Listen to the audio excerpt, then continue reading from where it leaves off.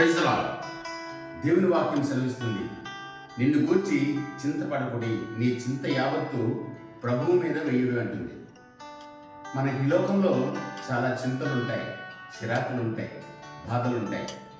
ఈ బాధలన్నీ మనం ఎలా భరించగలం, ఈ చింత అంతా నేను ఎలా భరించగలను అని మనం ఒకసారి మన హృదయం కలవరం చెందుతూ ఉంటాం.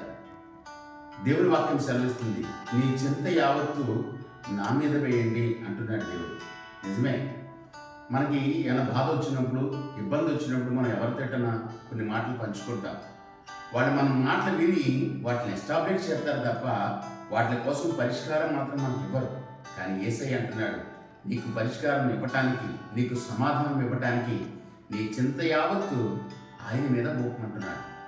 నువ్వు ప్రార్థన చేసినప్పుడు ఆయన్ని వేడుకో, ప్రార్థన చేసినప్పుడు నీ బాధను ఆయనకు చెప్పుకో, తప్పకుండా నీ వ్యధ బాధ ఆయన తీరుస్తాడు. అటువంటి దేవుడు సత్యమైన దేవుడు యేసుక్రీస్తు ప్రభువు. ఆమేన్.